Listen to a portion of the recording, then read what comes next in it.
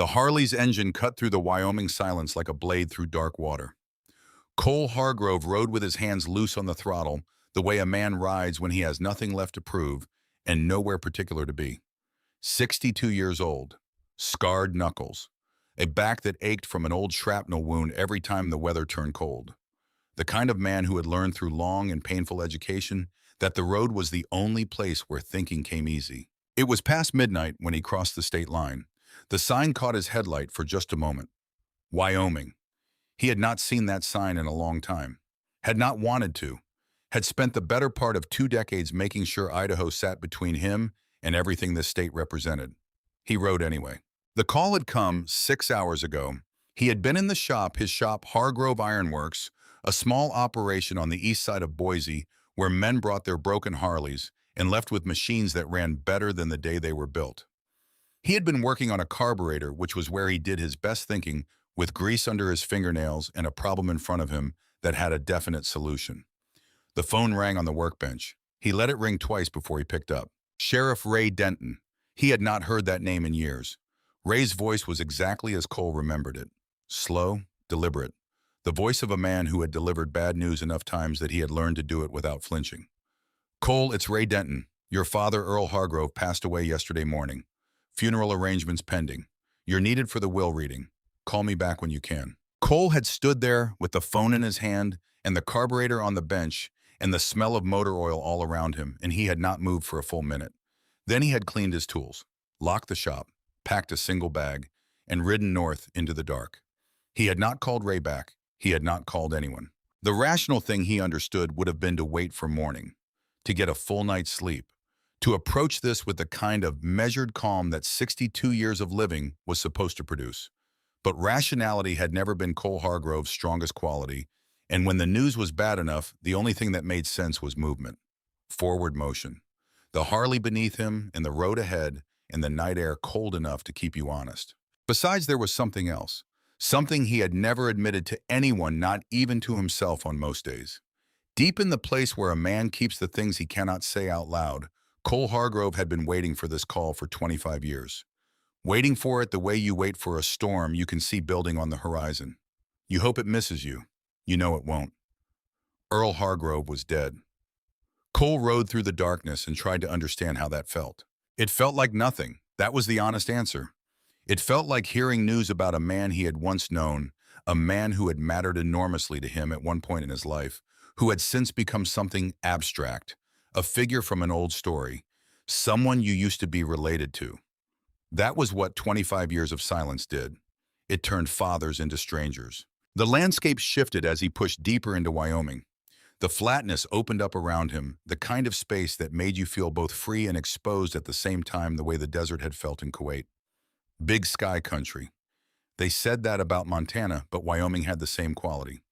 A sky so enormous, it made your problems feel small. Except that some problems were as big as the sky, and distance did nothing to reduce them. He had been 22 years old when he enlisted in the Marine Corps. His mother Ruth had cried. His father Earl had shaken his hand on the porch of the ranch and said in that particular way of his that contained everything and revealed nothing, "You're a man now, son." It had been one of the proudest moments of Cole's life. It had also been, though he would not understand this, for many years, one of the last uncomplicated moments he and his father would ever share. The Gulf War came in 1990. Cole was 28. He was good at being a soldier, which surprised no one who knew him. He was methodical, patient, calm under pressure in the specific way that men are calm when they have accepted that they might die and decided it doesn't change what needs doing. His unit called him Reaper, a name given not for violence but for the quality he had of appearing exactly when he was needed and disappearing when he wasn't. He saved Danny Kowalski's life in Kuwait in February of 1991. That was a fact he carried the way he carried the compass Danny gave him afterward, not as something to display, but as something to hold, something with weight. Danny had pressed the compass into his palm in the field hospital and said, "For the guy who always knows how to find his way back." Cole had kept it in his jacket pocket for 33 years. It was there now against his ribs as he rode through Wyoming in the dark. Ruth died in 1999. That was the wound that never healed. Not because Cole hadn't been there, though, that was part of it, but because of what happened when he came back. He had been stationed at Camp Pendleton when the message finally reached him. Not immediately. Not in time. His mother had been sick, but Cole hadn't known how sick because no one had told him. And by the time the information traveled through the bureaucratic machinery of the Corps and reached him, Ruth Hargrove was already in the ground on a hill overlooking the property she had loved her entire life. Cole had driven to Wyoming the same way he was driving now, through the dark, alone, the same feeling in his chest, which was not grief exactly, not yet, but the precursor to grief. The awareness that something enormous had changed and the full weight of it hadn't landed yet. He had arrived at the ranch at dawn, had walked up onto the porch. Earl was standing there, and in his father's eyes, Cole had seen something he had never seen before. Something cold and final, the way a door looks when it has been closed and locked from the inside. "What are you doing here?" Earl had said. Not a question, a challenge. "Mom died 5 days ago. You missed it. You missed her. I was on base. I came as soon as I could. You chose the Corps over family. You always chose the Corps over family. She knew you wouldn't come. She died knowing that."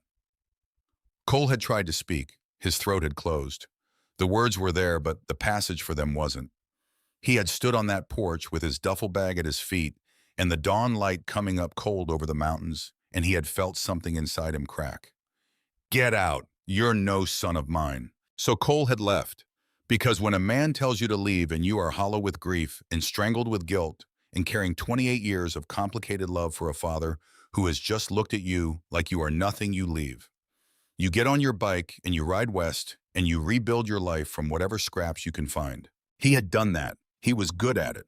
The shop in Boise, the quiet routines, the work that kept his hands busy and his head from going to places he didn't want it to go. It wasn't a rich life. It wasn't a complicated life. It was his, and he had made it himself, and that counted for something. But Earl was dead now, and Cole was riding back. He reached the turnoff for Hargrove Ranch Road around 2 in the morning. Gravel and packed dirt, 3 miles of it through open country to the main house. His headlights swept over the sign. Hargrove Ranch, established 1919. The letters were weathered, the wood gray with age. He had helped repaint that sign when he was 11 years old. He remembered the smell of the paint. He downshifted. The engine rumbled lower, a sound like something settling into itself. The ranch came into view on a rise, the main house dark against the sky, the outbuildings hunched and silent. And there in the gravel in front of the house, 3 vehicles that did not belong here. A black Mercedes sedan polished to a mirror finish, a white Range Rover with chrome trim, a silver Tesla that looked completely alien against the backdrop of Wyoming pasture. His siblings, of course. Douglas would have the Mercedes. He had always driven whatever said "I am important" without having to explain why. 67 years old senior partner at a firm in Chicago, the kind of lawyer who wore suits on weekends because he had forgotten how to exist outside of them. Their father's oldest son, the one who had stayed in contact, who called twice a year on Christmas and Earl's birthday, who had visited perhaps 6 times in the last decade, and spent each visit talking about the ranch as an asset rather than a home. The Range Rover was Renee's, 65 real estate, high-end residential and commercial in Phoenix and Scottsdale. She had her mother's cheekbones and her father's stubbornness and a talent for reading a room that she had spent her entire career weaponizing. Cole remembered her at 20 as someone capable of great warmth. He was not sure what she was capable of now. The Tesla was Hollis. 64 investment fund management out of Boston, the kind of career built entirely on the ability to extract meaning from numbers. Hollis had always been the analyst of the family, the one who saw everything as a system, a set of variables to be optimized. Of the 3 siblings Cole was coming home to, Hollis was the one he understood least. Cole parked the Harley at the end of the line, killed the engine. The quiet of the ranch came down around him. No wind, no birds, just the ticking of cooling metal, and somewhere far off the low sound of cattle shifting in the dark. He sat on the bike for a moment without moving, hands still on the grips, looking at the house his great-grandfather had built in 1922, which had endured 100 years of Wyoming weather and the harder weather of 3 generations of Hargroves, and which looked in the flat blue light of early morning exactly as he remembered it. The front door opened. Cole's hands tightened on the grips. The figure on the porch was tall, lean, moving with the careful deliberateness of age but upright. The posture Cole recognized from 30 years of distance, a man who had decided at some point in his life that he would stand straight until the day they put him in the ground and had kept that decision every day since. Earl Hargrove, 84 years old, white-haired now where he had been iron gray the last time Cole saw him. Thinner than Cole remembered, But the eyes, even at this distance, visible in the porch light, were exactly as he remembered. Sharp, watchful. The eyes of a man who had seen a great deal and arrived at conclusions about most of it. He was holding a coffee mug. Cole got off the bike slowly. He walked toward the porch. His boots on the gravel were very loud in the stillness. Earl didn't move, didn't call out. Just watched Cole come the way you watch a storm you've been expecting. Cole reached the porch steps and stopped. 25 years. The old man looked at him with those sharp eyes, and for a long moment, neither of them spoke. You came, Earl said. Sheriff said you died. I asked him to say that. Cole felt the old anger stir in his chest, familiar and unwelcome, like a noise from a room you thought was empty. You faked your death. I wanted to see who would show up. Cole looked at his father. Really looked. The thinness was more than age. The skin had that particular quality he had seen before in men who were losing weight they couldn't afford to lose. The color was slightly wrong, and there was something else in Earl's face underneath the watchfulness that Cole had never seen there before. Exhaustion. The kind that comes not from lack of sleep, but from carrying something very heavy for a very long time. I have lung cancer, Earl said. Stage 4. Dr. Kettridge gives me 6 months, maybe less. Cole stood very still. So this is your idea of a reunion? No. Earl's voice was even. This is my idea of a last chance. Cole's hands were at his sides. He was aware of the effort it took not to clench them. Last chance for what? To see which of my children give a damn. Earl looked at him steadily. The coffee mug steamed faintly in the cold air. You rode 400 miles because you thought I was dead. You didn't call first. Didn't ask questions. You just came. He paused. That tells me something. Cole said nothing. Question is, Earl continued, whether that something is enough for you to stay. I'm asking for 72 hours, Cole, that's all. Stay 72 hours. The war inside Cole Hargrove was not a small war. It was the accumulated weight of 25 years. Every Christmas that passed without a phone call. Every time he had picked up a phone and put it down again without dialing. Every birthday, every Veterans Day, every quiet Sunday afternoon in the shop, when the memory of his mother's voice came to him and he had nowhere to put it. But he had ridden 400 miles. That had to mean something. 72 hours, Cole said. Then I'm gone. Earl nodded once. Fair enough. The inside of the house smelled like wood smoke and coffee and something else underneath those things that Cole recognized as the specific smell of his childhood. The smell of a place that had been lived in for a long time by the same people, a smell that was almost indistinguishable from memory itself. He stood in the entryway with his pack on his shoulder. The furniture was the same. The rug, the photographs on the walls, his great-grandparents, his grandparents. Wallace Hargrove in a military uniform from the early 1950s, standing straight in the way soldiers stand when they know the photo is being taken, the Korean War behind him, and the ranch waiting, and his whole life still in front of him. Earl as a young man, not in uniform, but with that same quality of someone who has been through something and come out the other side changed. And then the family portraits. Earl and Ruth on their wedding day. Young and hopeful. 4 children growing up in photographs. Christmas pictures, school portraits, the ordinary documentation of a family's passage through time. The photos stopped around 1998. Like time itself had ended there. Voices came from the living room. Cole moved toward them. Douglas was sitting in Earl's leather chair. He was still in his dress clothes, though he had loosened his tie. 67 years old, gray at the temples, with the particular kind of authority that comes from decades of being the smartest person in the room and knowing it. He looked at Cole the way he had always looked at Cole, which was with an assessment rather than a greeting. Renee was by the window, arms crossed one shoulder against the wall. She had their mother's coloring, dark hair gone silver, and she wore it well. She was looking at Cole with an expression he couldn't quite read, which meant she was working at it. Hollis was on the couch with an iPad balanced on his knee, fingers moving across the screen with the automatic efficiency of a man who could not stop processing information, even when there was no immediately actionable reason to do so.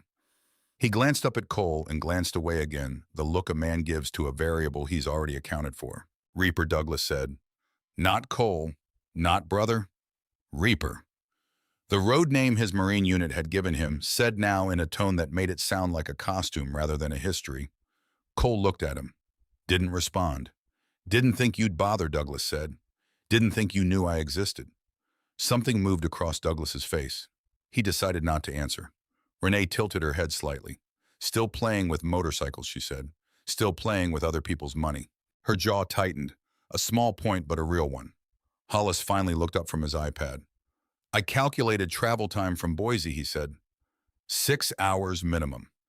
You must have left almost immediately after receiving the message.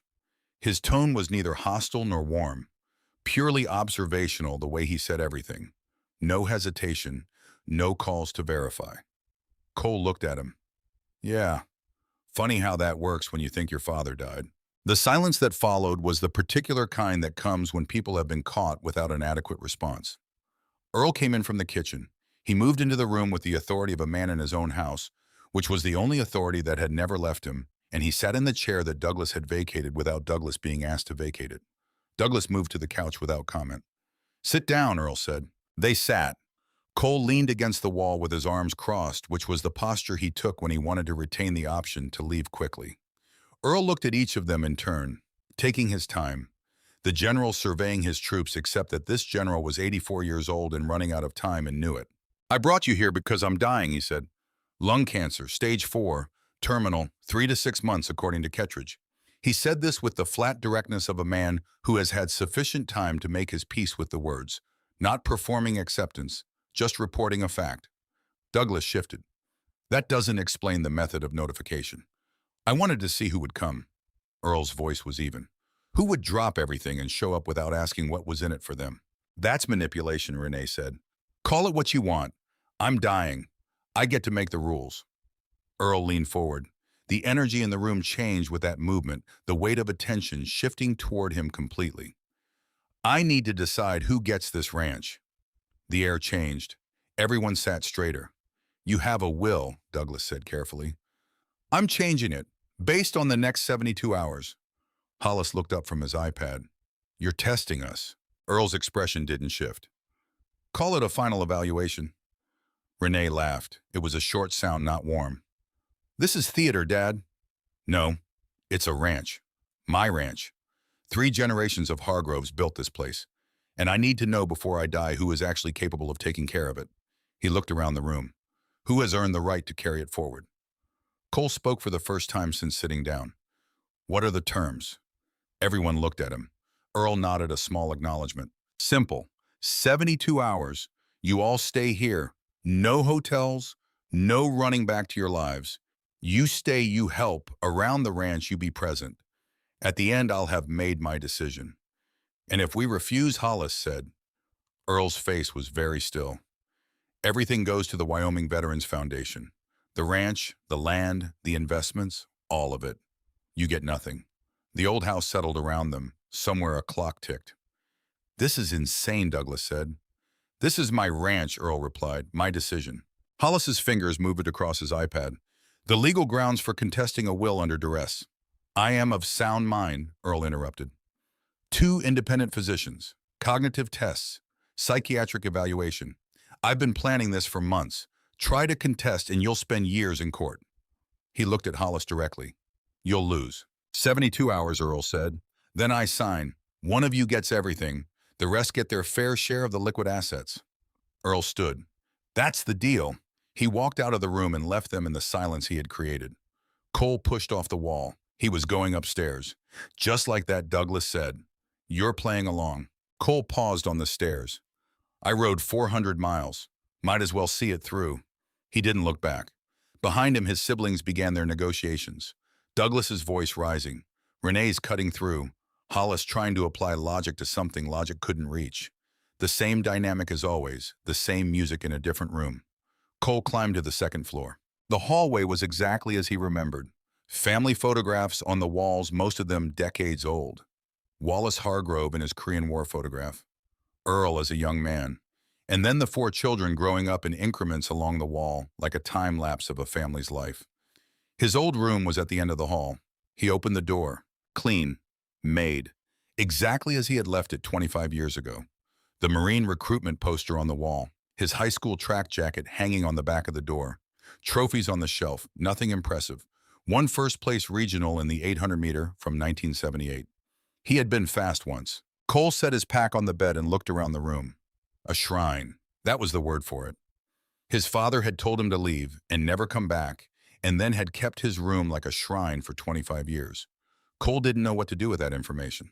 On the dresser, a photograph, framed, him in his dress blues Marine Corps graduation 20 years old face, still carrying the last traces of who he had been before the military finished making him into something else. He picked it up, remembered the day, Ruth crying, Earl shaking his hand and saying, for once, exactly the right thing. He noticed the shoebox on the closet shelf. He took it down, opened it. Letters, dozens of them.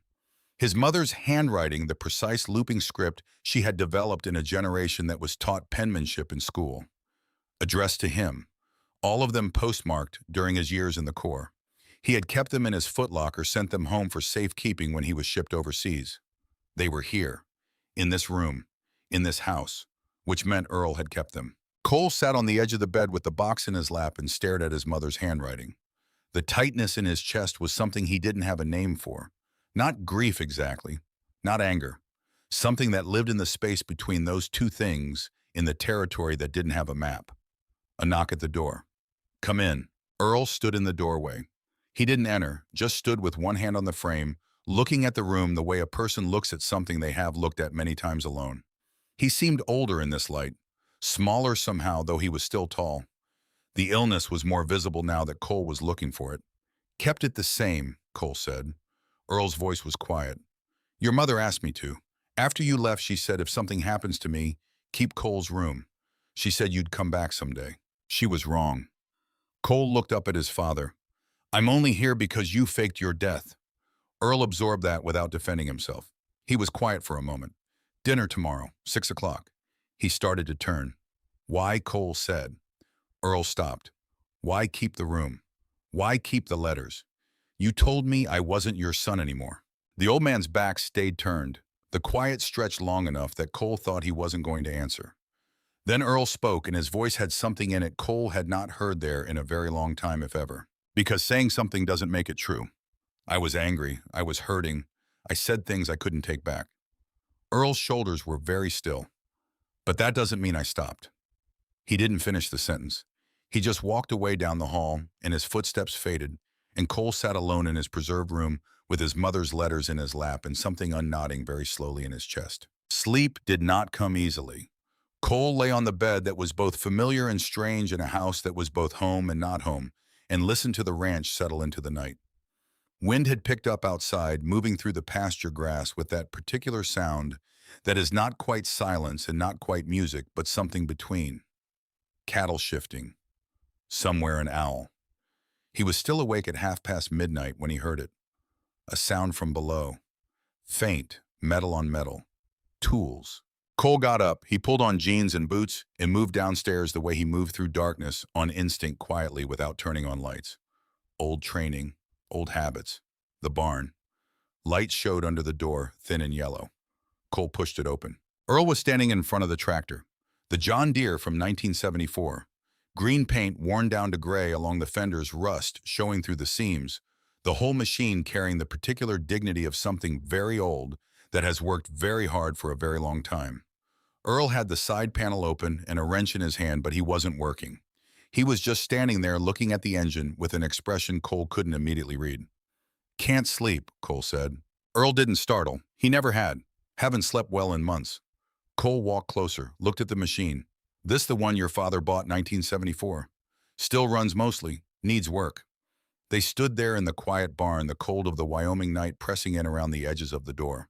The smell of oil and old hay and something mineral, the specific smell of machinery that has been in the same place for decades.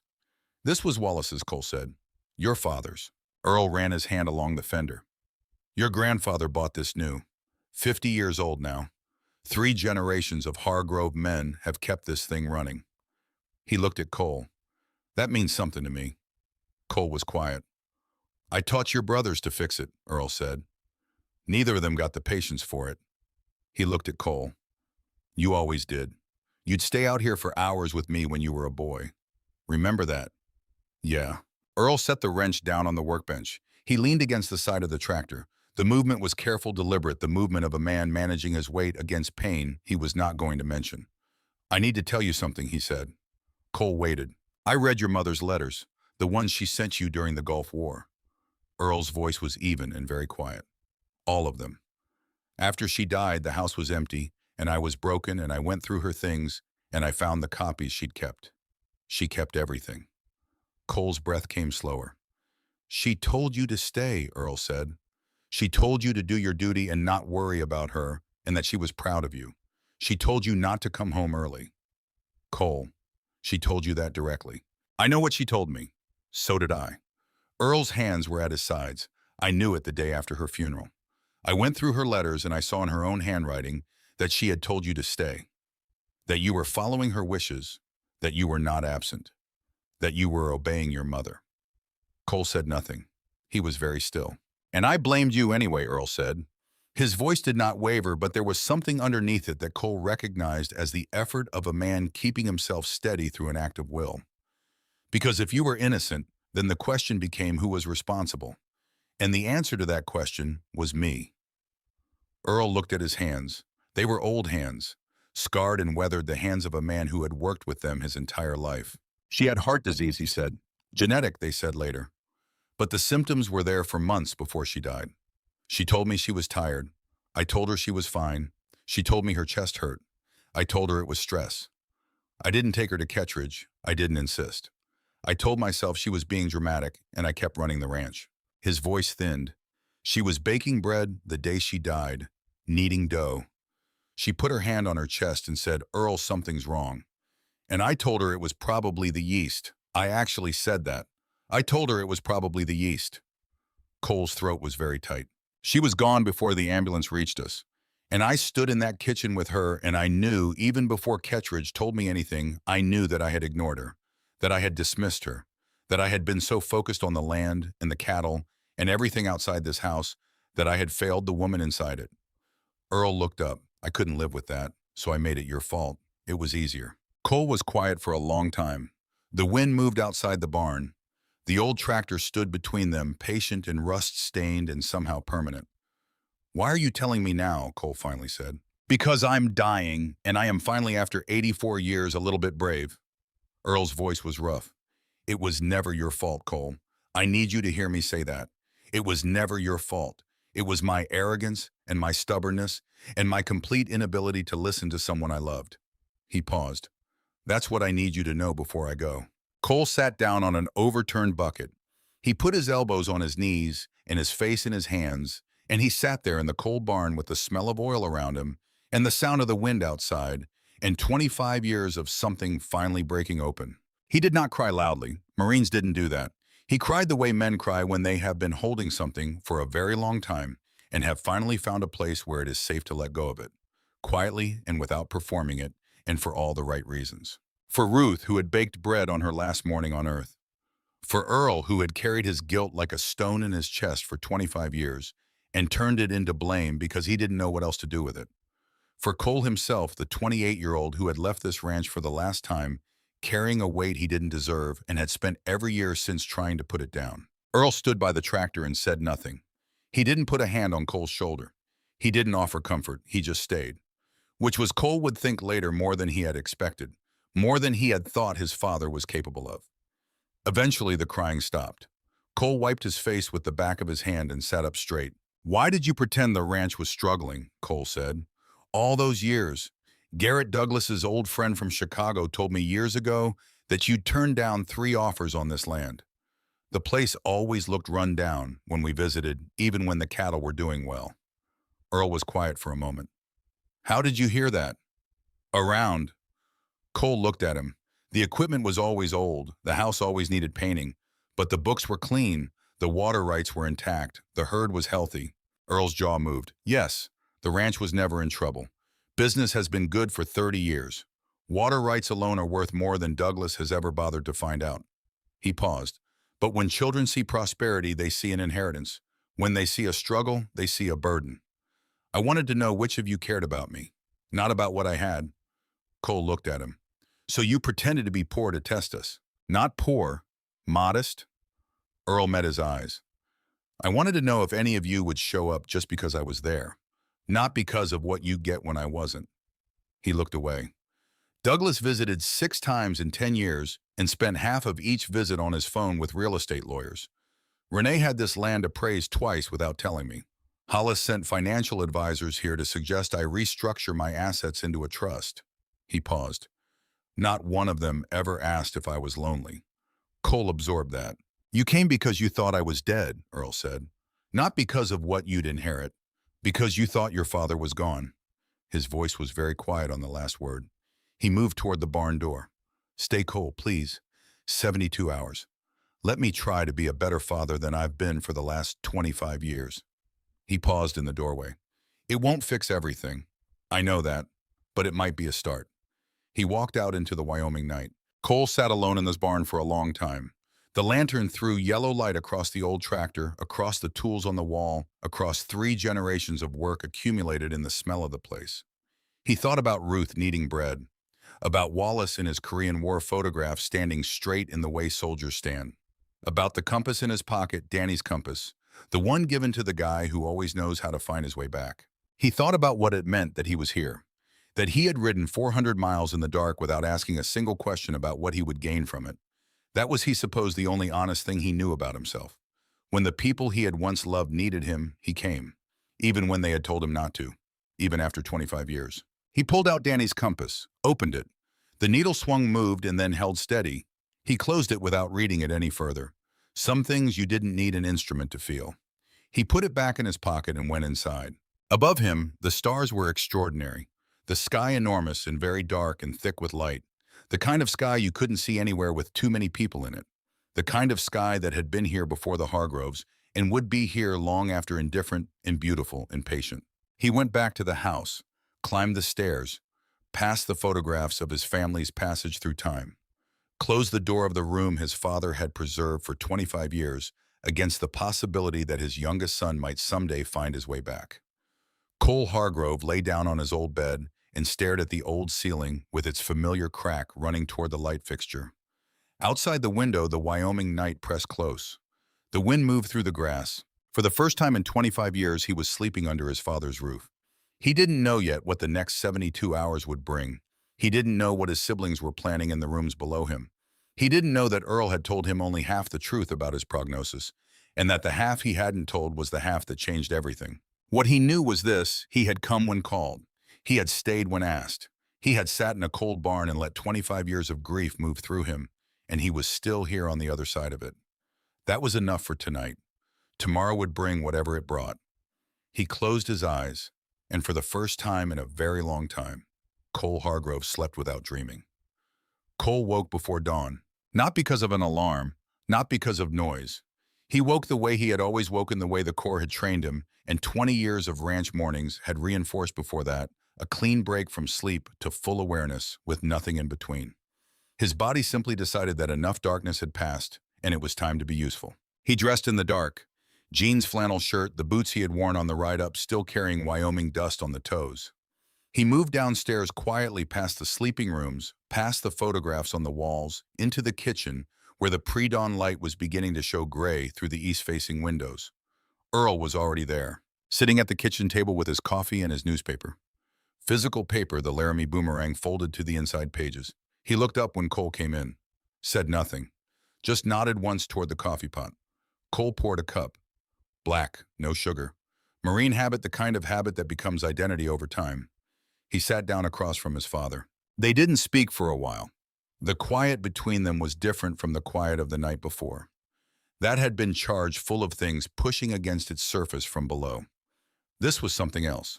The quiet of two people who have said the necessary things and are now simply occupying the same space. It was not comfortable exactly, but it was honest.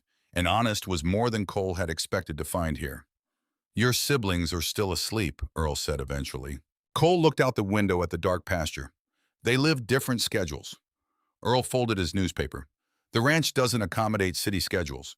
You want to help with morning chores? Cole wrapped both hands around his mug. I was hoping you'd ask. They went out together into the cold of the Wyoming morning. The sky was beginning to lighten in the east, a thin band of pale color above the mountains, the kind of light that promised a clear day without yet delivering it. Their breath showed white in the air. The cattle were stirring in the far pasture, their sounds carrying well in the stillness. Earl's hired hands, 2 men named Stu and Farrell, who had been working the ranch for several years, had already done the morning feeding. But there was always more to do on a working ranch.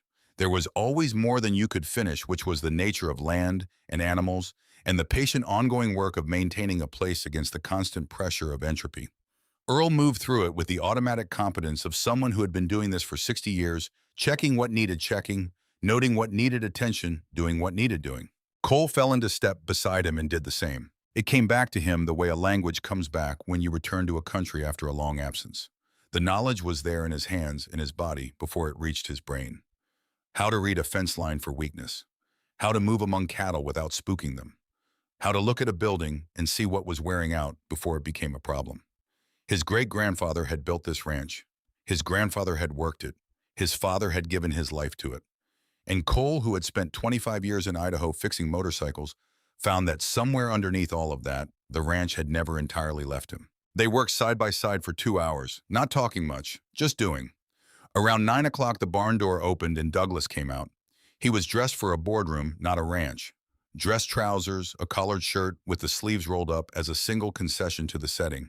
He was on his phone before the door had fully closed behind him, speaking in the clipped, authoritative tone he used for people who were being paid to listen to him. "No, handle the filing yourself. I'm not accessible until Sunday."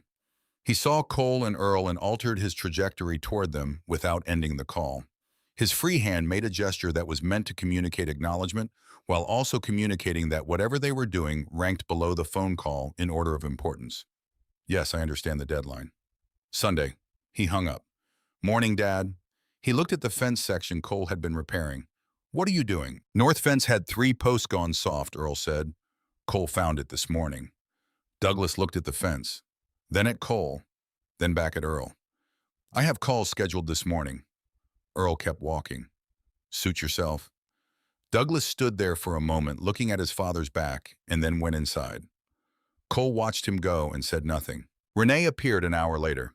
She was wearing expensive athletic clothes that had probably never been closer to a ranch than a Scottsdale boutique. She carried a laptop under one arm and her phone in the other hand. "Dad, I need the Wi-Fi password." She said it to Earl's back.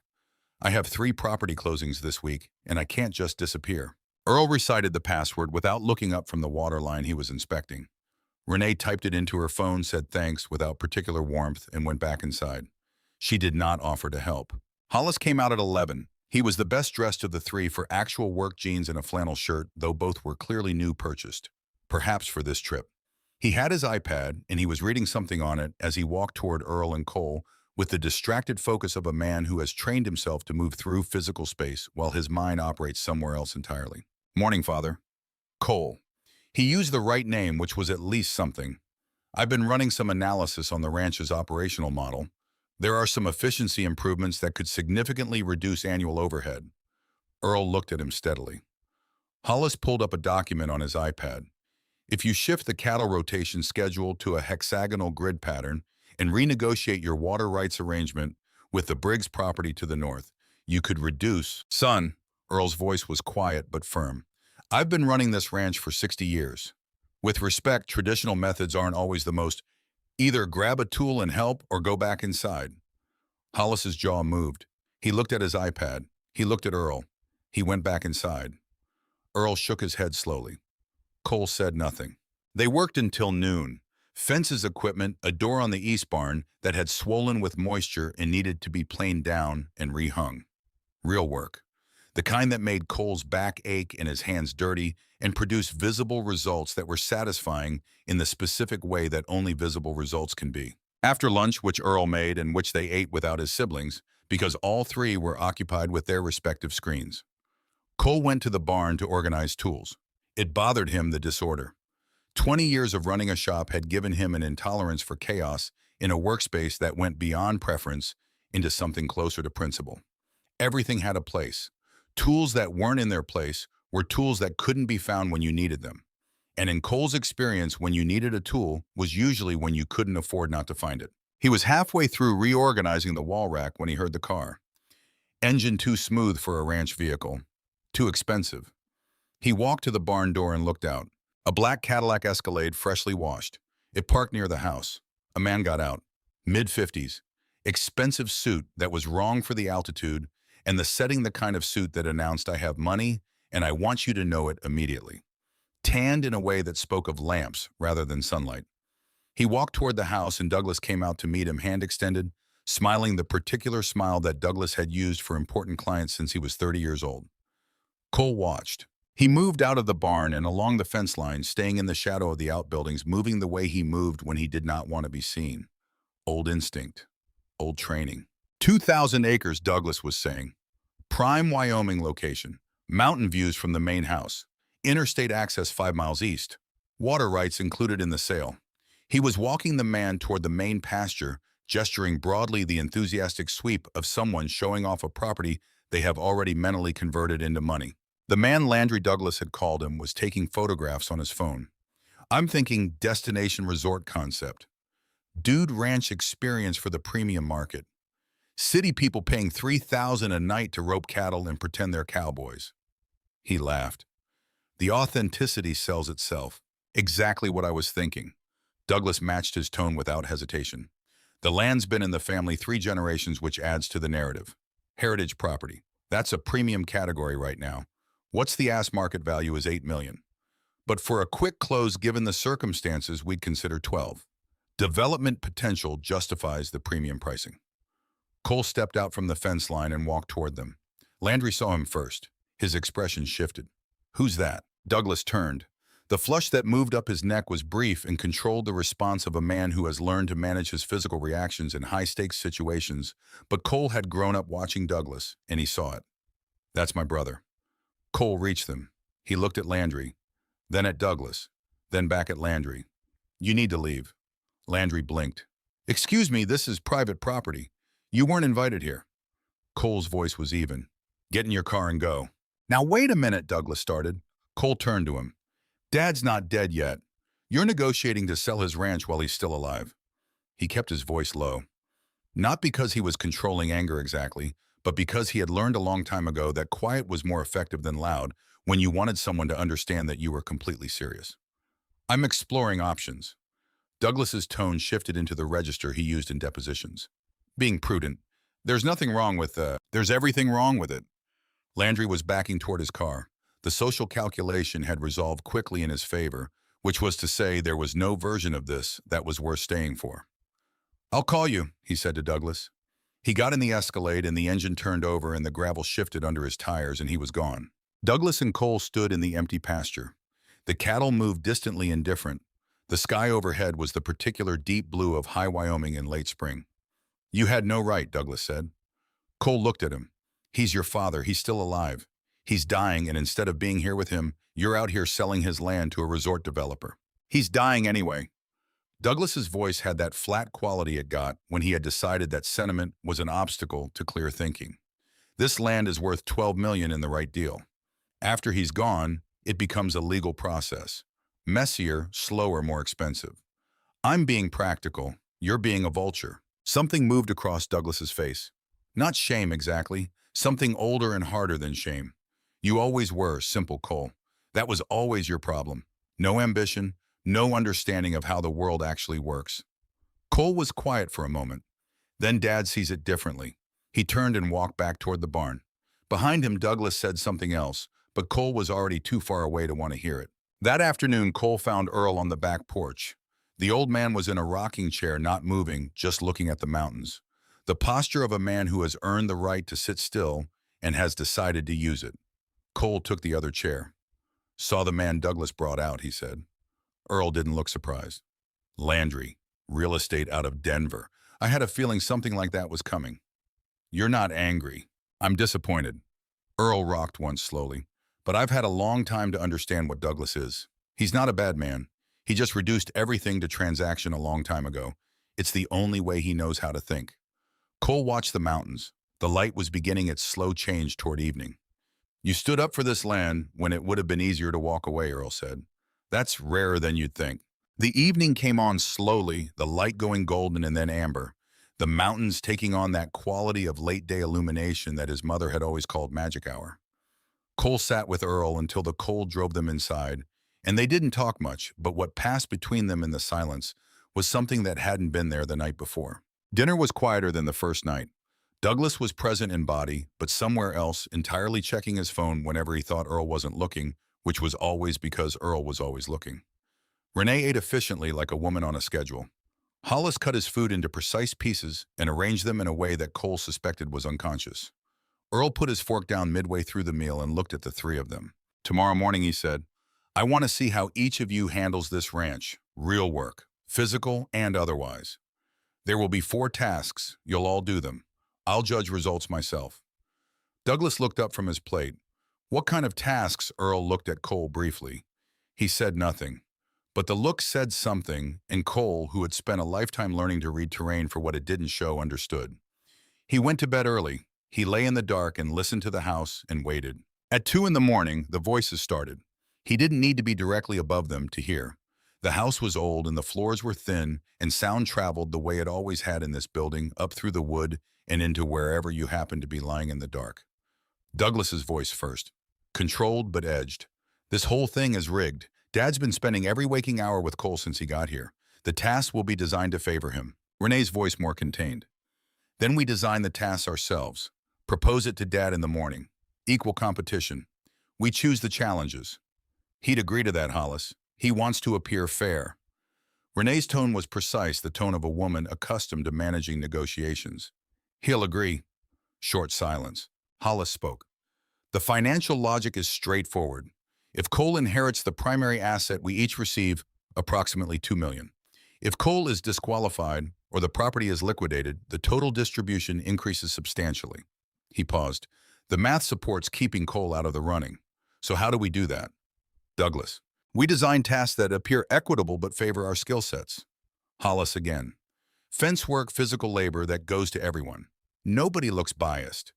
But we include financial analysis, negotiation, strategic planning. Those are our domains. Cole has no professional background in any of them. And if he performs well on the physical tasks, 1 out of 4. Renee, that's not a winning position. Cole lay in the dark and listened to his siblings calculate. He felt something that was not quite anger and not quite sadness, but occupied the same general territory as both. Not because they were doing it. He had expected something like this since the moment he arrived, but because of the efficiency of it. The complete absence of anything resembling grief over the fact that their father was dying in this house while they sat downstairs and ran the numbers. A soft knock at his door. Cole sat up. Come in. Earl stood in the doorway in the dark. His silhouette was thin against the faint light from the hallway. I heard them, the old man said quietly. Cole said nothing. Earl came in and sat in the chair by the window. The two of them were quiet for a moment. What are you going to do? Cole said. Let them propose their test tomorrow. I'll agree to it. Why? Because I want to see how far they're willing to go. Earl's voice was measured, not bitter, just clear in the way things become clear when a man no longer has time for confusion. Their character is showing itself. I want it fully visible before I sign anything. Cole looked at his father in the dark. Are you certain? I've been certain about very little in my life, Earl said. He almost smiled. But I'm certain about this. He stood. Get some sleep. Tomorrow will be long. He left. Cole lay back and looked at the ceiling. The crack ran from the corner toward the light fixture, the same way it always had. Nothing changed in this room. Everything changed outside it. He thought about the compass in his jacket pocket on the chair by the door, about Danny pressing it into his palm in the field hospital outside Kuwait City 33 years ago. For the guy who always knows how to find his way back. He thought about how that had been true once, how there had been a version of him that always knew which way was home. He was starting to remember what that felt like. Morning came sharp and cold and clear. Cole was up before 5, which meant he was up before everyone except Earl, who was already in the kitchen with his paper and his coffee. Douglas and Renee and Hollis came down together at 8, which Cole read correctly as coordination. They had agreed on something before they came downstairs. The dynamic was there in the way they positioned themselves around the kitchen. Douglas spoke. Dad, we'd like to propose something. A fair evaluation. 4 tasks designed collectively so no one has an advantage from your prior activities with any particular sibling. Earl looked up from his newspaper. Equal opportunity, Renee said. Pure merit. You judge the results. We all participate in every task. Earl folded his newspaper. What are the tasks? Douglas pulled out a sheet of paper. He had typed it. Of course he had. Task 1, repair the damaged section of south fence 30 post minimum. Task 2, sort and assess the cattle herd, identify illness or injury, Administer medications as needed. Task 3, reconcile the ranch's quarterly financial records. In Task 4, negotiate the best possible rate on the annual bulk feed order from your current supplier. Earl read the list. Cole watched his father's face and saw something move through it that was not visible to anyone who didn't know what to look for. Recognition, maybe even a degree of appreciation for the construction of it. Acceptable, Earl said. Cole said nothing. He saw the shape of the trap clearly. 2 tasks designed to look physical and equitable. 2 tasks that were their turf entirely. The fence and cattle work would give them cover. The bookkeeping and negotiation were where they expected to win by margins large enough to neutralize anything Cole did with his hands. The fence work began at 9. Douglas lasted 11 minutes. His hands blistered on the post driver before the first post was set, and he made the decision with the swift efficiency of a man who has learned to cut losses quickly. This is what labor contractors exist for, he said, and went inside. Renee lasted longer than Cole had expected. 23 minutes. She was stronger than she looked and more determined. And for a stretch, Cole watched her work with a focus that reminded him she was Earl's daughter as surely as any of them were. But she was wearing the wrong shoes, and the ground was uneven, and eventually the combination of physical discomfort and the calculation that this task couldn't be won produced the same result. She went inside. Hollis surprised him. Hollis stayed. He was slow and methodical, and he made mistakes that an experienced rancher would not make, driving posts at slight angles that would need correction, struggling with the wire tension. But he didn't leave. He worked with his head down and his iPad nowhere in sight. And Cole, who was working along the fence line at a pace informed by 20 years of shop work and a lifetime of this land, found himself adjusting his rhythm to stay close to his brother. They didn't speak for a long time. Finally, Hollis said, without looking up from the wire he was tensing, "You don't have to stay near me. I know, I'm slowing you down. You're not quitting." Cole glanced at him. "That's worth something." Hollis was quiet for a stretch. "Then I should have come here more.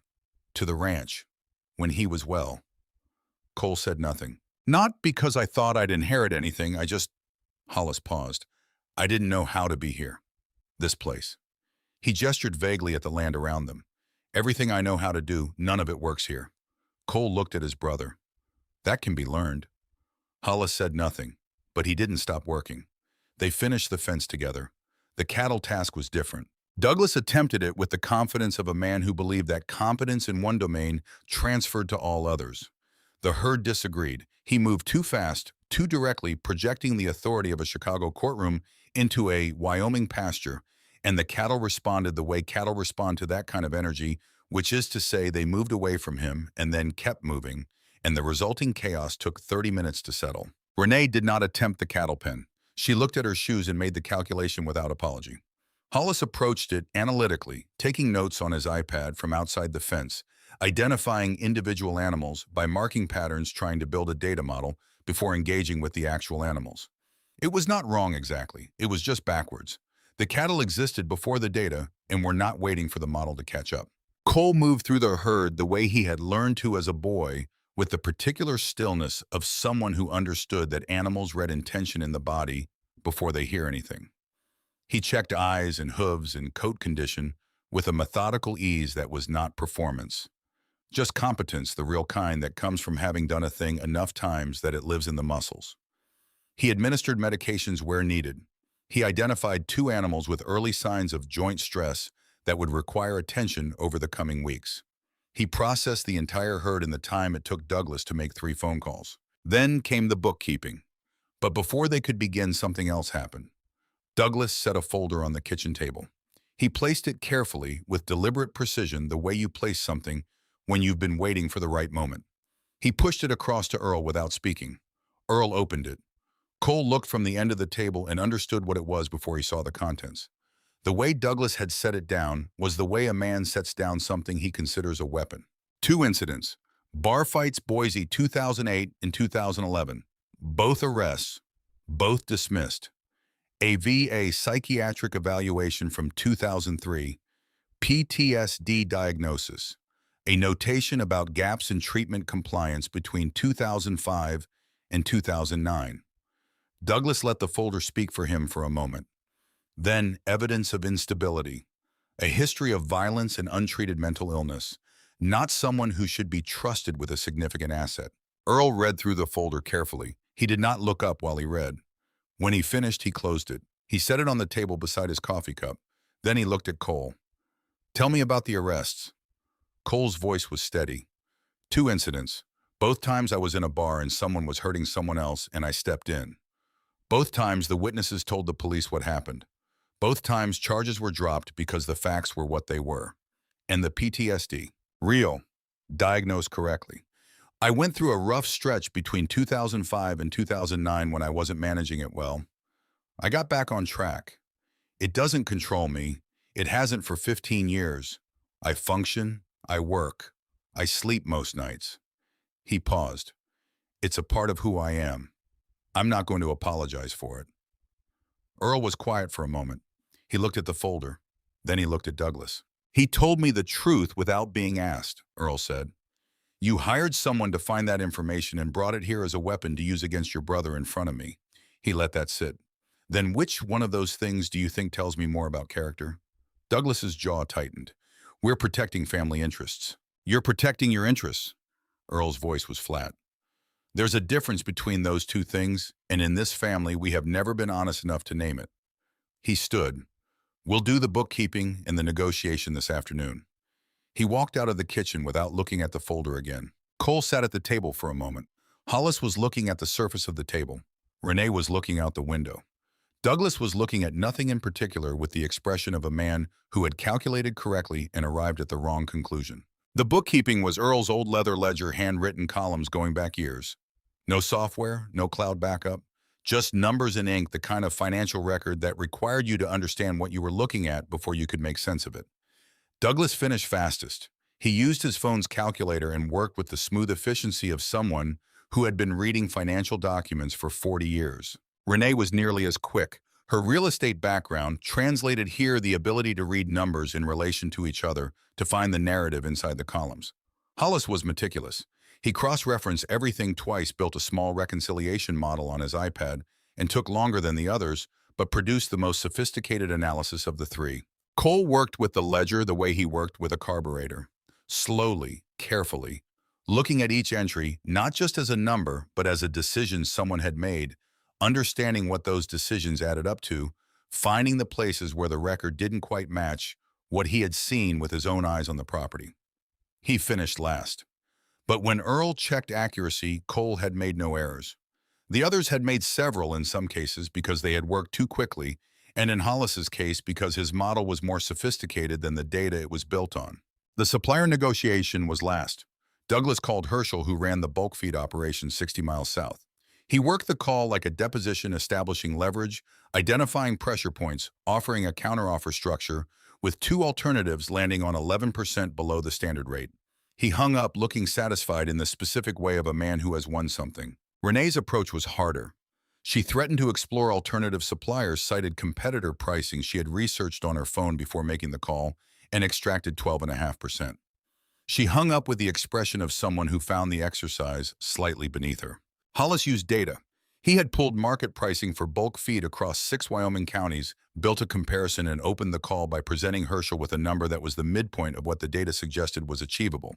He got 13% and offered to send Herschel the analysis, which Herschel declined with the polite confusion of a man who had been selling feed for 30 years and did not require a spreadsheet to understand his own business. Cole called last. "Hey, is this Herschel speaking? Who's this Cole Hargrove, Earl's son? I'm out at the ranch helping Dad with a few things." A pause, then the tone of the call shifted completely, moved from transaction to something warmer and older.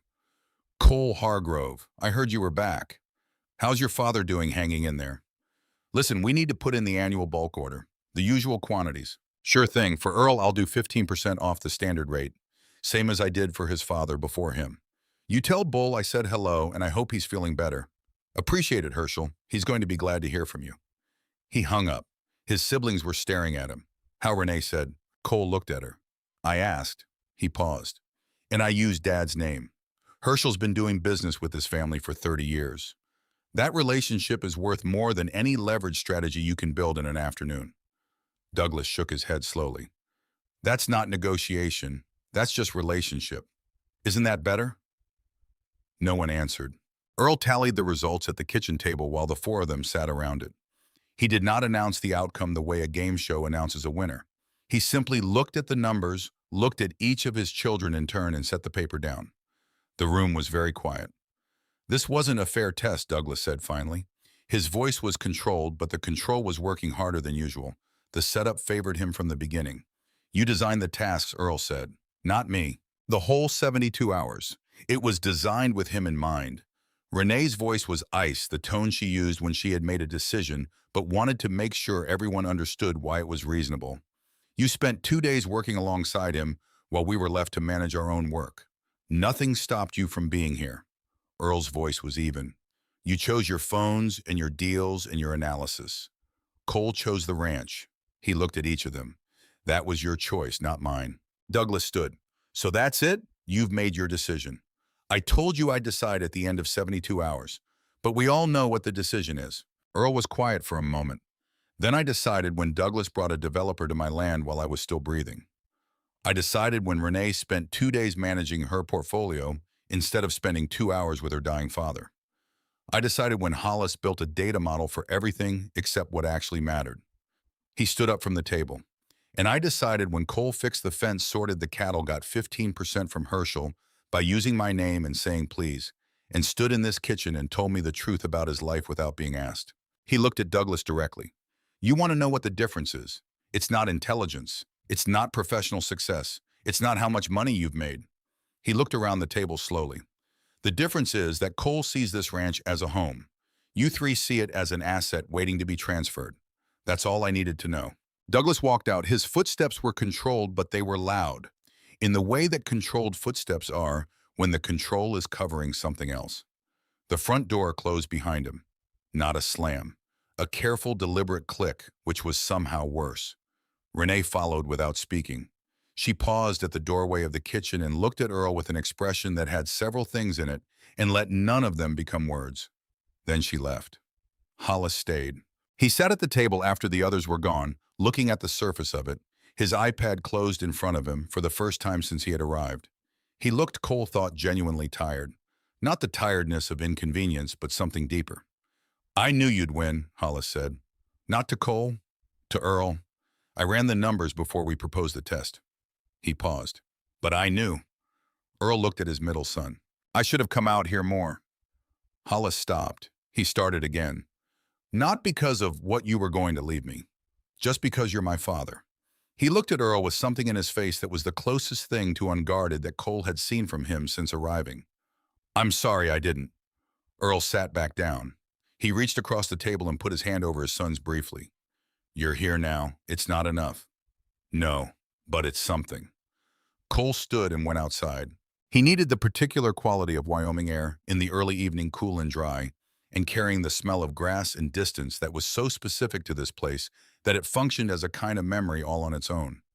He stood on the porch and looked at the mountains. Earl came out behind him a few minutes later. I need to tell you something, Cole said. Before you say whatever you're going to say. Earl stood beside him. I don't want you to give me the ranch because I outperformed them on your test. Cole kept his eyes on the mountains. If that's the reason, it's the wrong one. If you're going to give it to me, I need it to be because you believe I'll take care of it. Because you believe I'll keep it what it is. Earl was quiet for a long moment. Then he said, That's not why I'm giving it to you. Cole looked at him. I'm giving it to you because you came when you thought I was dead. Because you stayed when you found out I wasn't. Because you stood in my kitchen and told me the truth about the hardest parts of your life without flinching. Earl's voice was steady, but there was something underneath it that took effort to keep steady. I'm giving it to you because your mother would have wanted you to have it. And because in 72 hours you have shown me more of who you are than the others have shown me in 20 years. Cole turned to look at his father.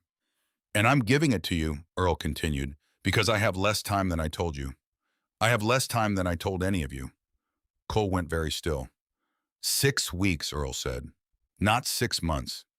Kettridge called me 2 weeks ago with the updated imaging. The cancer has moved faster than anticipated. 6 weeks, maybe less. The mountains were very still. The light was going. The gold was leaving the sky. Cole did not speak for a long time. Then why didn't you tell me before now? Because I needed you to stay for the right reasons. Not out of pity, not out of urgency. Earl looked at him. You stayed because you wanted to. That mattered more than my timeline. I just got you back. I know. Earl's voice was very quiet. I'm sorry for that. I'm sorry for all of it. All the time we lost. All the years I was too stubborn and too guilty and too much of a coward to pick up the phone. Cole looked at his father, 84 years old, sick and thin, and standing on his own porch in the evening light of the ranch he had given his life to. And something moved through Cole that was beyond anger, beyond grief, beyond even forgiveness in the formal sense. Something that was just finally acceptance. The understanding that the time that was gone, and the time that remained was what it was, and the only question that mattered now was what you did with it. Then we make the most of what's left, Cole said. Earl nodded once. They stood on the porch together until the light was fully gone and the stars came out, and neither of them went inside for a long time. The morning of the will signing came in cold and clear, the way the best Wyoming mornings did, with a sky so blue it looked painted, and air sharp enough to make you feel alive in the specific way that only cold air can. Cole was up before 5. He sat at the kitchen table with his coffee and watched the light come up over the mountains and tried to locate in himself whatever it was he was supposed to feel about what was going to happen today. He was still sitting there when Earl came down at 6:30. They went through the routine that had established itself over the past 3 days without discussion or planning, the way routines establish themselves between people who are paying attention to each other. Earl made fresh coffee. Cole checked the weather on his phone. Earl read the first section of his newspaper. Cole looked out the window at the pasture and noted what needed doing. The lawyer's coming at 9, Earl said. Jerry Patton. 40 years he's handled Hargrove affairs. He's a good man. Thorough. Cole nodded. I told your siblings last night. How'd they take it? Earl folded his newspaper with the precise movements of someone who has been folding newspapers a particular way for 60 years. Douglas said he's leaving immediately after. Won't stay for the reading. Renee said she'll hear the will but reserves the right to contest. Hollis thanked me for the opportunity and said he understands. Cole absorbed that. Hollis, he's learned something this week. Earl's voice held something that was not quite approval and not quite forgiveness, but occupied the space between them. Whether it lasts, I don't know. But he learned something. They ate breakfast together. Eggs and toast, simple, the kind of meal that requires no ceremony and produces no waste. Outside, the ranch went about its morning business. Birds, cattle, the distant sound of Stu and Farrell doing the early feeding. Life continuing at its own pace, indifferent to the legal documents about to be signed inside the house. At 8:30, a truck came up the drive. Jerry Patton drove a Ford F-150 that had seen considerable use, which was the right vehicle for a Wyoming lawyer who had been serving Wyoming ranchers for 4 decades and understood that a man's choice of transportation communicated something about his relationship to the land. He was 70 years old, white-haired, wire-rimmed glasses, a briefcase that had been expensive once and was now simply permanent. He moved with the unhurried competence of someone who had done important things so many times that importance no longer made him nervous. Earl let him in. Jerry shook Cole's hand. Cole Hargrove. He looked at him carefully, the way you look at someone you've heard about for a long time and are finally seeing in person. Your father's talked about you. Cole glanced at Earl. Earl was already walking toward the dining room. The room arranged itself. Earl at the head of the table, Jerry to his right, Cole to his left. The chair that felt natural, the chair he had sat in as a boy, the chair that put him closest to his father. Douglas came in and sat at the far end without speaking. Renee took the chair beside him, back straight, face composed in the particular way of someone who has decided to observe rather than participate until the moment observation is no longer useful. Hollis sat across from Cole. He had left his iPad in his room. Cole noticed this. Jerry opened his briefcase, set documents on the table with the practiced efficiency of a man who had done this many times and understood that the ceremony of it mattered as much as the content. He looked at Earl. Before we begin, I want to formally establish for the record the circumstances of this signing. Mr. Hargrove, you have been examined by 3 independent physicians over the past 4 months, all of whom have certified your full cognitive competency. You have also undergone psychiatric evaluation on 2 separate occasions, both of which confirmed your decision-making capacity. This will was initially drafted 4 months ago, revised twice at your explicit direction, and represents your free and considered wishes. Is that correct? It is, Earl said. And you are making this decision without coercion or undue influence of any kind. I am. Jerry nodded. Then let's proceed. He opened the document. The legal language came first, the formal declarations of identity and intent, the structural framework that existed to make everything that followed binding and permanent. Cole listened to it the way he listened to engine diagnostics, not for the individual sounds, but for the pattern they made together. Then Jerry reached the distribution section. To my eldest son, Douglas Hargrove, I bequeath the sum of $2 million from my personal investment portfolio, along with my father Wallace Hargrove's service medals from the Korean War, and the deed to the east grazing parcel on the far side of Miller Creek, 40 acres, which Douglas always favored as a boy. Douglas's face was stone. To my daughter, Renee Hargrove Walsh, I bequeath the sum of $2 million from my personal investment portfolio, along with Ruth Hargrove's complete jewelry collection, the family photograph albums from 1955 through 1998, and the mineral survey rights to the southern boundary property. Renee looked at the table. To my son, Hollis Hargrove, I bequeath the sum of $2 million from my personal investment portfolio, along with my grandfather's land survey maps of the original Hargrove Ranch boundaries and my complete stock holdings in the Wyoming Agricultural Cooperative. Hollis was very still. Jerry paused. The room was completely quiet. To my youngest son, Cole Hargrove, I bequeath Hargrove Ranch in its entirety. This includes all 2,000 acres of land, the main house and all outbuildings, all equipment and vehicles, all livestock, all water rights, all mineral rights, not previously designated, and all other assets and properties associated with the ranch operation.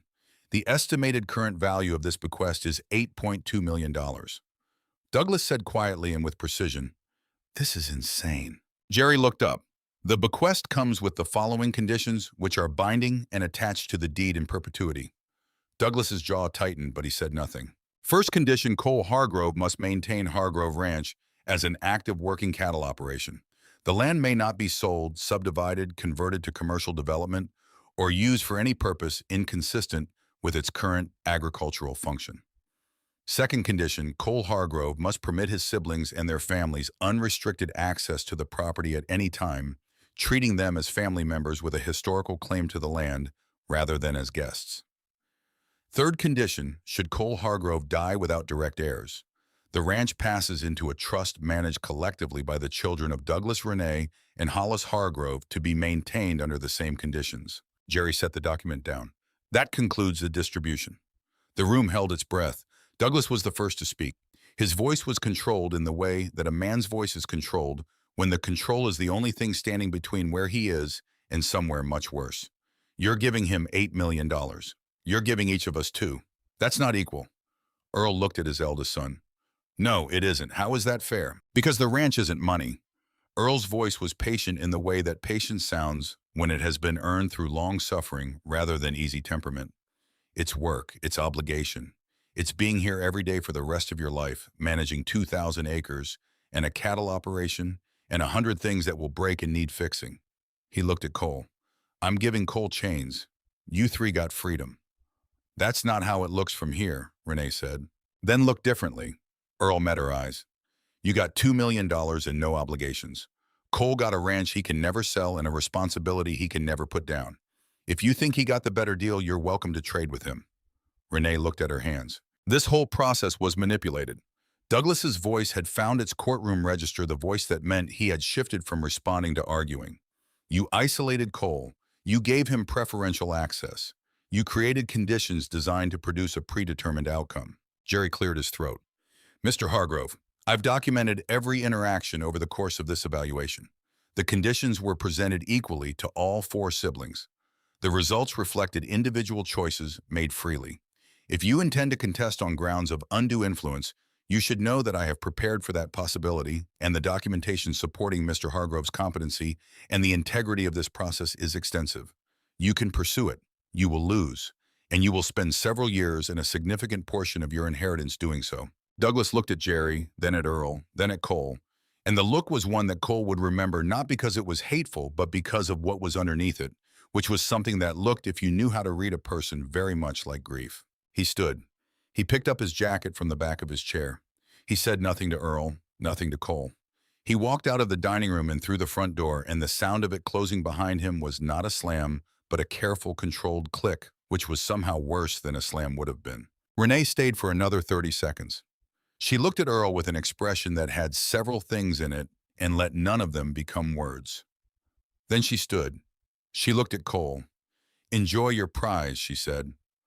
The coldness of it was not casual. It had been worked on. She left without looking at Earl again. The room held 3 people now.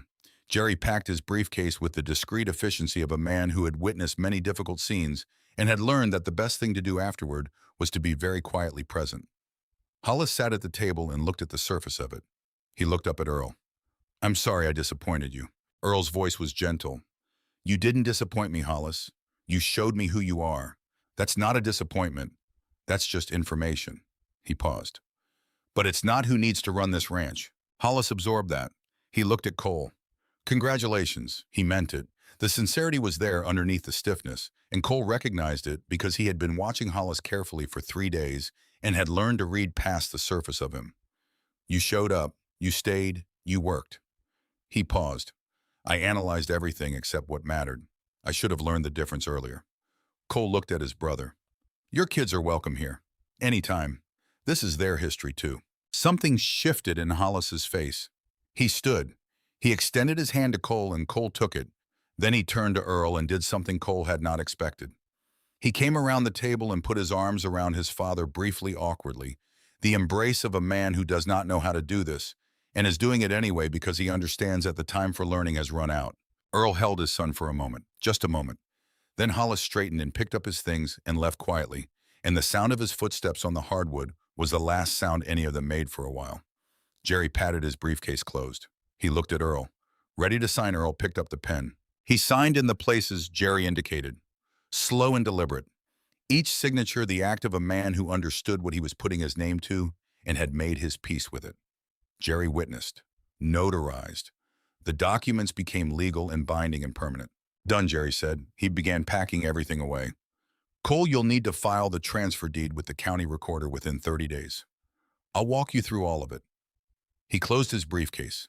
He looked at Earl with the directness of a man who has known another man for 40 years and earned the right to speak plainly.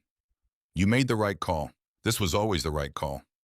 Earl said nothing, but he put his hand briefly on Jerry's arm in a way that communicated what words didn't need to. Jerry left. The house was very quiet. Cole sat at the table with the man who had just given him everything and looked at the documents that now made it official.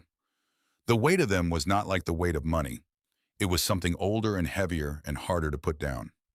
Well, Earl said, you're a rancher now. Cole looked at the papers. I don't know what to say. Say you'll keep it alive. That's all I need. I will. Earl smiled. The smile of a man who has accomplished something that needed accomplishing and can rest now that it's done. Good. He stood. I'm hungry. Being dramatic makes me hungry. Cole laughed. It surprised him. It surprised Earl, too, or at least the sound of it seemed to, and the old man laughed, too, and for a moment the kitchen was full of something it hadn't contained in a very long time. They made lunch together. That afternoon, Cole helped Earl to his room for a rest. The morning had taken something out of him. Earl moved more carefully now than he had even a day ago. He breathed more deliberately. He used the door frame, getting into his room in a way that he would not have permitted himself 2 days earlier. Stay a minute, Earl said. Cole sat on the edge of the bed. Earl reached into his nightstand and produced a small wooden box, carved intricate dark with age and handling. He set it on the bed between them. Cole looked at it. Open it. Inside was a compass, brass, old in the way that things are old when they have been genuinely used, carried in pockets and held in hands and trusted in complete darkness. Military issue. The kind of instrument that had been made when instruments were made to last a lifetime and then some. This was my father's, Earl said. Wallace Hargrove. He carried it through Korea. When he came back, he put it in a drawer for 30 years and never talked about what happened over there. Not once. He paused. When I shipped out for Vietnam in 1968, he took it out of that drawer and he pressed it into my hand on the porch of this house. Didn't say anything, just put it in my hand and went inside. Cole held the compass carefully. The brass was warm from the box. I got separated from my unit in the Mekong Delta, January of 1969. Earl's voice had gone somewhere else, somewhere that was still present in him, in the way that certain experiences are always present in the men who had them. 3 days alone in country, I didn't know with equipment I'd lost. And this compass. He paused. I used it to navigate north to the extraction point. Took 3 days. I nearly didn't make it. But I made it because I knew which way was home and I kept moving toward it. He looked at Cole. When I got back to base, my CO asked me why I hadn't moved south toward the neutral zone. Would have been safer in the short term. I told him that the compass pointed home and I wasn't going to let a piece of metal decide my direction. I decided, and I chose my unit. Cole turned the compass in his hands. The needle swung found north. I'm giving this to you, Earl said. Not because you need help finding your way. You've already found it. He met his son's eyes. But because I want you to understand what you're carrying. This compass has pointed north for 3 generations of Hargrove men. Your grandfather used it to come home from a war. I used it to come home from a war, and now it's yours. He paused. Someday when you have someone to pass it to, you'll understand why that matters more than the deed. Cole held the compass and could not speak for a moment. Earl said simply, "You can. You will." Cole put his hand over his father's where it rested on the bedspread. They stayed like that for a moment in the quiet room with the afternoon light moving slowly across the floor. "Rest," Cole said. Earl lay back against the pillow. He closed his eyes. "Let me sleep. We'll talk more later." Cole stood. He moved to the door. "Cole." Earl's voice was quieter now, already moving towards sleep. "Yeah, you made an old man very happy." His eyes were still closed. "Thank you for that." Cole's throat closed. He nodded even though Earl couldn't see it. He pulled the door gently shut behind him. In the hallway, he opened the compass. The needle swung steady, pointed north, the same north it had pointed for Wallace Hargrove in Korea, the same north it had pointed for Earl Hargrove in Vietnam, the same north it had pointed for Cole Hargrove on every long night when he had taken Danny's compass out of his pocket and held it in the dark and tried to remember which direction home was supposed to be. He stood in the hallway of his father's house for a long time holding 2 compasses, one given by a dying friend, one given by a dying father, both pointing the same direction. That night, Earl asked Cole to come to the barn. "I want to fix the tractor," he said, "while I still can." They set up work lights. The John Deere stood in their yellow glow, patient and rust-stained, carrying its 70 years of use with the particular dignity of objects that have been well used and well maintained and have outlasted most of the people who first put their hands on them. Earl sat on a stool and directed. Cole did the work. They replaced the fuel pump, which had been seeping, cleaned the carburetor, which had been fouled by old fuel sitting too long, changed the fluids, adjusted the timing by hand the old way, the way Wallace had taught Earl, and Earl was now teaching Cole, without quite saying that that was what was happening. They worked past midnight. Earl talked as they worked about Wallace, who had bought this tractor new in 1974 and had worked it until his hands were too stiff to grip the wheel, and who had maintained it with the same care he gave to everything he valued. About the particular discipline of keeping a machine running, which Earl had always believed was a kind of philosophy as much as a practice. A machine will tell you what it needs if you're paying attention. Most people aren't paying attention. Most people wait until something breaks. Cole listened and worked, the familiar smell of the barn around them, the cold Wyoming night pressing at the edges of the light. Outside, the stars were out in the density that happened here, and almost nowhere else, a sky so full of light, the darkness was almost a secondary condition. "Why the tractor tonight?" Cole said at one point. Earl was quiet for a moment. "Because this machine is Hargrove history. Your great-grandfather saved 2 years to afford it. Your grandfather drove it for 20 years before I took over. I've driven it for 50. He looked at the machine. "Now it's yours. And I want you to know how to keep it running." He paused. "Not just the tractor. Everything. That's what you do here. You maintain. You preserve. You pass on. Not just the land, not just the buildings, but the knowledge of how to keep things alive. That's the real inheritance, Cole. Not the deed. Not the numbers in a document." He gestured at the tools on the wall at the tractor at the barn itself. "Knowing how. Being willing to." Cole climbed down from the tractor. He looked at his father sitting on his stool with his hands in his lap and his eyes on the old machine, and he understood something that he had been circling around for 3 days without quite landing on. Earl Hargrove had not been a good father. He had been too hard and too proud and too quick to blame and too slow to forgive, and none of that was diminished by the fact that he was dying. But he had also spent 60 years keeping something alive that was worth keeping. He had maintained and preserved and passed on. And whatever else he had failed at, he had not failed at that. "Try it," Earl said. Cole climbed up into the seat. He turned the key. The engine turned over once, twice, a pause that lasted long enough to make you hold your breath. Then it caught, and the sound of it filled the barn deep and steady, and strong, a 70-year-old machine running like it had decades of work left to do. Earl's face changed. He smiled, and it was the fullest smile Cole had seen on him in 3 days. Maybe the fullest smile he had seen on him in his life. A smile without calculation or restraint or the protective layer that hard men put over everything. The smile of a man who has just seen something he loves, still running, still alive, still capable. "Listen to that," Earl said. He laughed, and the laugh became a cough, and the cough passed, and then he was laughing again. "Runs like new." They shut the tractor down and put the tools away. Earl was exhausted. The good exhaustion of work, finished, the kind that allows sleep rather than preventing it. They walked back to the house together through the cold night air, Cole slowing his pace to match his father's. Both of them quiet in the way that people are quiet when there is nothing left that needs to be said. At the door, Earl stopped. "Don't let loneliness win," he said. Cole looked at him. "When I'm gone, when it's just you here, don't close yourself off the way I did after your mother died. I pushed everyone away and I called it strength, and it was the opposite of strength." Earl's eyes were intense in a way that was not his usual watchfulness, but something more urgent. "Fill this house with life, your siblings and their families, friends, veterans who need a place to breathe and work and find themselves again. People who need what this land gives." He paused. "I made the mistake of isolation. Don't make it after me." "I won't. Promise me. I promise." Earl nodded. He went inside. Cole stood on the porch for a while in the cold. The stars overhead, the cattle quiet in the pasture, the mountains dark against the sky.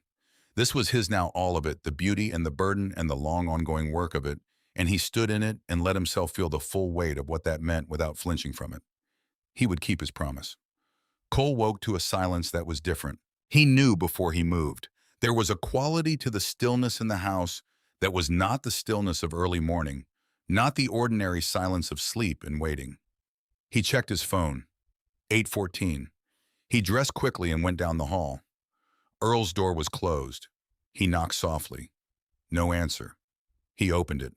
Earl Hargrove lay in his bed with his hands folded on his chest and his face at rest, the expression of a man who had put everything in order and then let go. He looked smaller than he had looked alive. They always looked smaller. But there was something in his face, in the complete relaxation of it, that was not absence but completion. The look of a thing that has done what it came to do and is finished. Cole sat on the edge of the bed. He took his father's hand, still warm. He sat there for a long time, not calling anyone, not moving, just sitting with his father in the quiet room while the Wyoming morning went on outside the window, the light moving slowly across the floor. The cattle somewhere in the distance, the whole ordinary miracle of the world continuing without asking anyone's permission. He thought about all of it. The barn at midnight and the letters in the shoebox and the compass changing hands on the porch of this house 3 generations in a row. He thought about Ruth baking bread on a Sunday morning and Earl standing in the kitchen afterward carrying a guilt he had never known how to put down. He thought about 25 years of absence and the strange grace of 72 hours that had somehow carried the weight of all of it. He thought about Wallace Hargrove in a Korean War photograph standing straight, the compass in his pocket pointing home. He thought about Danny Kowalski pressing a compass into his palm in a field hospital outside Kuwait City and saying, "For the guy who always knows how to find his way back." Then he called Jerry Patton, then the county coroner, then Douglas, who did not answer, then Renee, who answered on the 4th ring and listened without speaking, and said, "When's the funeral?" in a voice that had something underneath its coldness that Cole decided to believe was grief. Then Hollis, who answered on the 1st ring and whose voice broke on the 2nd word, and who said, "Was he alone?" And when Cole said no, said, "Thank you for being there." And Cole said, "He was my father too." The funeral was held at the ranch 4 days later. Earl had been specific in his instructions to Jerry, which Jerry conveyed to Cole with the precision of a man who had been given very clear directions. No church, no formal hall, burial on the property in the family plot on the hill where Ruth was buried, where Wallace and his wife were buried, where the Hargroves had been putting their dead for 3 generations because they believed practically and without sentiment that you ought to stay close to the land you had worked. Over 200 people came. Cole had not anticipated that number. He had understood that Earl was known, but the scale of the knowing surprised him. Ranchers from across the county, suppliers and their families, people from town who had done business with Earl for 40 years, who had borrowed equipment in bad seasons and paid it back without being asked, who had received advice and help, and the particular kind of generosity that a man gives when he has been in a place long enough to understand what it needs. The community of a working life, the evidence of someone who had mattered in ways that had nothing to do with money or assets, or the things his children had been arguing over for 3 days. Douglas came. He stood at the edge of the gathering and did not speak to Cole directly, but was present, which was more than Cole had expected. The grief on his face was real. Whatever Douglas had become, whatever choices he had made, and what they revealed about him, this was still his father. Cole left the grief alone. Renee stood with a composure that Cole recognized as held together with significant effort, and he respected that the effort of it, the refusal to come apart in public, that was in its own way a form of love. Hollis came with his wife and his 2 children, a daughter of 15 and a son of 17. The son, whose name was Garrett, stood near Cole during the service and looked at the land with the eyes of someone seeing something for the first time and understanding that it had been there all along waiting for him. Jerry Patton spoke first. Earl Hargrove was a hard man, he said. Not always easy to love, but a man you could count on absolutely. A man who built something worth building and kept it worth keeping for 60 years. He's leaving this world with more in it than was here when he arrived. That's all any of us can hope for. Cole spoke second. He had not prepared anything. He stood at the head of the grave in the morning light with 200 people behind him and the mountains ahead of him, and said what was true. My father and I lost 25 years, he said. We lost them to pride and pain and the particular stubbornness that runs in this family, like water rights run with the land. I don't say that to assign blame. I had my share of it. We both did. He paused. But we got 3 days. 3 days of honest conversation, of saying what needed saying, of being in the same place at the same time and choosing to stay there. He looked at the casket. Some people get a lifetime together and never manage that kind of honesty. We got 3 days and it was enough. Not everything, but enough. He put his hand in his jacket pocket, found the compass, held it there. Dad, thank you for those 3 days. Thank you for the ranch and the tractor and the compass and the shoebox full of letters. Thank you for the barn at midnight and for being willing at the end to be honest. His throat worked against him, and he let it work. Thank you for telling me it wasn't my fault. I needed to hear that more than I ever told anyone. He looked at the sky for a moment. I love you.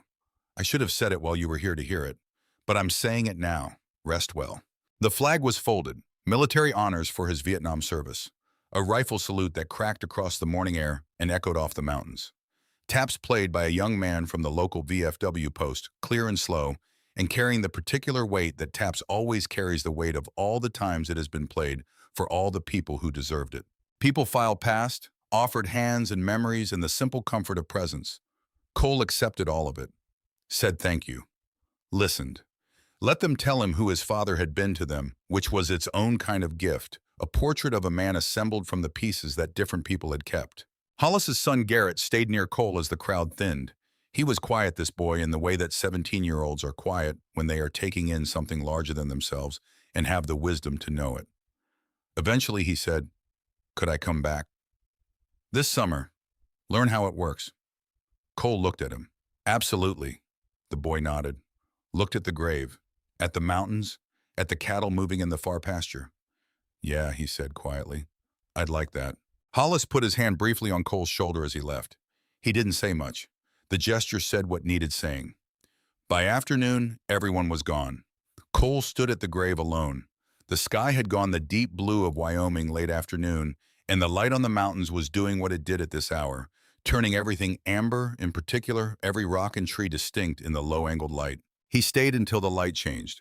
Then he went back to the house, and the house was his, and the work was waiting, and that was enough to begin with. September came, and with it, the first cool edges of a Wyoming autumn. The ranch ran, not easily, not without difficulty, but the way things run when someone is paying attention and willing to do what needs doing. Cole had hired 2 hands in August, young men named Webb and Carson, who had grown up on ranches and knew the work and needed the work, and he taught them the way Earl had taught him, by doing it alongside them and explaining when explanation was necessary and letting silence carry the rest. Garrett Hargrove showed up on a Saturday in late July with a duffel bag and a willingness that Cole found immediately recognizable. He stayed for 6 weeks. He fixed fences and moved cattle and learned to read the land for what it needed. He asked good questions and did not ask questions when work was the answer. On the last day before he went back to Boston for school, he stood on the porch with Cole and looked out at the ranch in the evening light. "I get it now," he said. Why he cared about this place. Cole looked at him. "It's not just the land," Garrett said. "It's the keeping of it, the choosing to keep it every day." He was quiet for a moment. "My dad never explained it that way. He just talked about what it was worth." "Your dad was doing the best he knew how," Cole said. Garrett considered that. "Yeah." He looked at Cole. "Can I come back whenever you want?" Cole meant it completely. "This is your history." 3 veterans had arrived in August. Cole had put the word out through the VA network he knew from his own years of navigating it, not advertising exactly, just letting it be known that there was space and work and quiet available if someone needed it. Corporal Dana Briggs, Iraq, 2004. Sergeant First Class Tom Waverly, Afghanistan, 2 tours. Specialist Mike Ennis, Iraq and Afghanistan, done with both. They stayed in the bunkhouse. They worked. Some days they talked, and some days they didn't. And Cole did not press either way because he understood from the inside what it meant to need a place where nothing was required of you except showing up and doing the work in front of you. The land had a way of absorbing things. The physical labor of a ranch had a way of using up whatever was churning inside you, of giving your body something to do so that your mind had room to sort itself out. It was not a cure. Cole knew better than to think of it as a cure, but it was something. It was the something his father had been offering without knowing how to offer it, the particular gift of land and work and the company of people who didn't need you to explain yourself. He was on the porch one evening in late September, the light going the mountains doing what they did at this hour, when a truck came up the drive that he didn't recognize. Old pickup Wyoming plates moving carefully up the gravel road. A woman got out, somewhere in her mid-70s, moving with the careful deliberateness of someone whose body required more negotiation than it used to. She looked at the house, looked at Cole on the porch. "Cole Hargrove." "Yes, ma'am." She came up to the porch steps. "Sarah Kowalski." She said it simply, the way people say names when they've been carrying them for a long time and are finally delivering them to the right person. "Danny's mother." Cole stood up. "Danny talked about you," she said, "for years, ever since Kuwait." She met Cole's eyes and held them the way a woman holds a man's eyes when she needs him to understand that she is serious. "He said you saved his life, said it was the bravest thing he ever saw in all his years of service. I just did what needed doing." She shook her head. She reached into the bag she was carrying and produced an envelope. "He wanted you to have this." She paused. "He passed 2 years ago. Cancer. He left letters for the people who mattered to him, and he told me if I ever found you, make sure you got yours." Cole took the envelope. She didn't stay long after that. Accepted coffee, thanked him for it. Said the ranch was beautiful, the way people say things when they mean them, simply and without decoration. Then she drove back down the gravel road, and Cole stood on the porch with Danny's letter in his hands and the evening light going amber over the mountains. He went up to the hill at sunset. He sat on the same rock where his mother used to sit, the place where you could see the whole ranch spread out below, where she had told him once that this is worth protecting, worth coming home to. The last light was going, the sky moving from amber to rose to the deep blue that preceded full dark. He opened the letter. Danny's handwriting was smaller than he remembered, shaky in places, the handwriting of a man working against something, but clear, present. "Cole, if you're reading this, I'm gone and you're still here, which is how it should be because you were always the survivor. I don't mean that as a criticism. I mean it as the highest compliment I know how to give. I've been thinking about Kuwait since the day it happened, 33 years of thinking about it, and here's what I've finally decided. What you did that day wasn't really about me. I mean, I was the one in that ditch, and you were the one running through fire to reach me. But what you did was really about who you are. You're the guy who doesn't leave people behind. Not just in combat, in everything. I watched you for the years we served together, and that's who you were every single day, in every situation, with every person. I hope you found your way back to whatever home is for you. I hope the compass helped. My dad carried it through Korea, and he always said the same thing about it. The compass doesn't find home for you. It just shows you which direction to start walking. The rest is up to you. Keep walking, Cole. Don't stop on account of anything. I love you, brother. Take care of the world without me. Danny." Cole sat on the rock for a long time after he finished reading. The stars were coming out, one at a time, the way they always did up here, as if the sky were opening, gradually revealing itself slowly, the way the most important things always do, not all at once but in increments. One small light at a time, until suddenly you realize the whole sky is full of them. He reached into his pocket and took out both compasses. Danny's, which he had carried for 33 years. Earl's, which Wallace had carried through Korea, and Earl had carried through Vietnam, and which had found its way into Cole's hands on the last good afternoon of his father's life. He held them side by side in the failing light. Two needles, both pointing the same direction. Both north, always north. He thought about what Danny had written. The compass doesn't find home for you. It just shows you which direction to start walking. He thought about all the walking he had done. The 25 years of moving away from this place and telling himself it was forward motion when most of it had just been distance. And then the 400 miles of midnight highway that had brought him back here, that one clean decision made without calculation, made from whatever lives underneath calculation, in a person from the oldest and most honest part of him. He set Danny's compass down gently in the grass at the base of the hill, not as a burial, not as ceremony, just as a returning. Danny had given it to him for the journey. The journey had ended here. It felt right to leave it here on this hill, in this ground, in the place that was home. Danny would have understood that. Danny had always understood things like that. He kept Earl's compass, closed it in his fist. The light was almost gone. Below him, the ranch was settling into evening. The cattle were quiet in the pasture. Warm light showed in the bunkhouse windows, where Dana and Tom and Mike were probably at the table working through whatever the day had given them, finding their way towards something like peace through the simplest and most honest means available, which was work in quiet, in the company of people who didn't need you to explain yourself. The main house stood on the rise with its lights on solid and enduring, the same house his great-grandfather had built 100 years ago, still standing, still occupied, still doing what it had always done, waiting for the people it belonged to come back to it. Cole stood up. He put the compass in his jacket pocket next to his chest, where it would sit for the rest of his life, the way Danny's compass had sat for the last 33 years, warm and constant, and pointing the same direction it had always pointed. He walked down the hill. Behind him, the stars continued their slow emergence. The mountains stood in the dark. The grass moved with a small wind that carried the smell of sage and cold and distance. The Wyoming night came on, complete and enormous, the way it always did, the way it had when his mother sat on this hill and told him it was worth protecting, worth coming home to, the way it would long after everyone who had ever loved this land was gone, and the land itself remained patient and indifferent and beautiful. Cole reached the bottom of the hill. He looked back once. The family plot on the rise, 4 generations of Hargroves, now in the ground they had worked, in the ground they had kept, in the ground that would outlast all of them.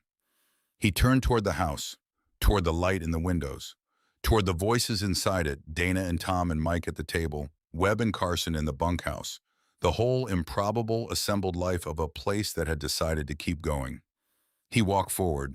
He did not look back again. The compass pointed north, it always did, and north for the first time in 25 years was home.